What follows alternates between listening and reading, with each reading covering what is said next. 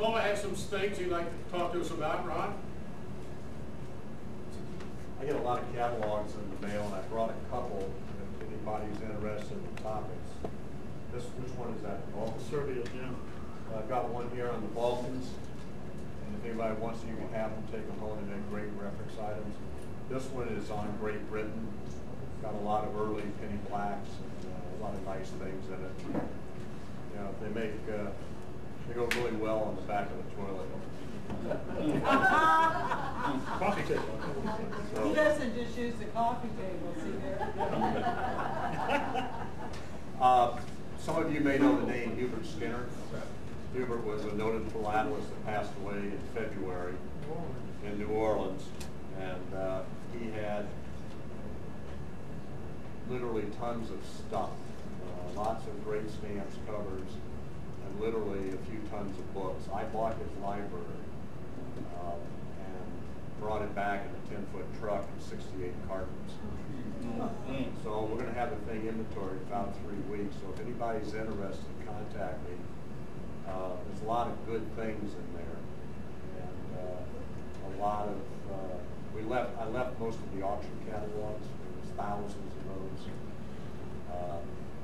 but there's a lot of neat books, and some of them are not real expensive. Okay? And the library is extensive. The other thing is, last weekend, was it last weekend? Weekend before last, there was a gathering at State College, Pennsylvania. The U.S. Classic Society had a special gathering to dedicate their new room at the APS headquarters. And a lot of noted philatelists came in from literally around the world and brought, and it was basically an invitation only to exhibit. So some people exhibited one frame, some people exhibited more frames, and there was some people that had never exhibited before that actually put up 8 frames of all 1847 stamps. Wow.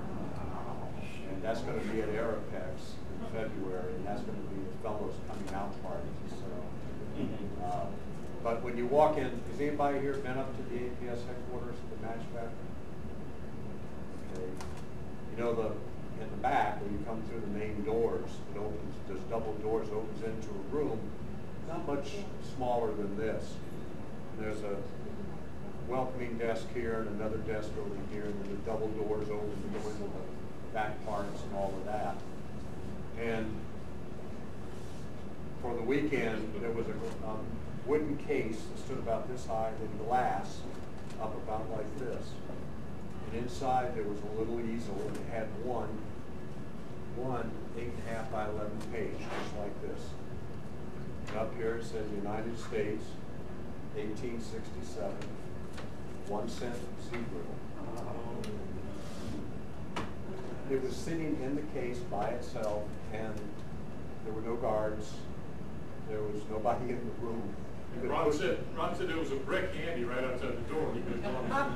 But the famous 1 cent Ziegler was just sitting there in the case by itself with a little light on it. There were guards, but they weren't real good guards.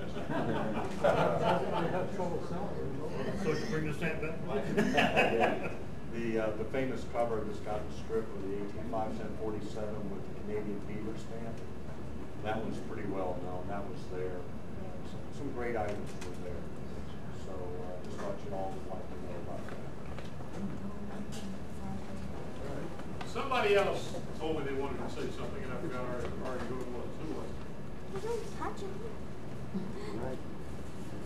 Yes. He forgot. I forgot. He forgot. He forgot. More senile than I am. Somebody else said they wanted to say something. If not, that's fine. All right. Anything else philatelic anybody like to talk about? Yes.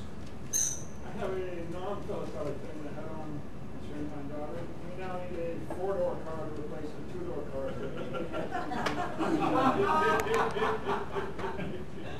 That's not philatelic.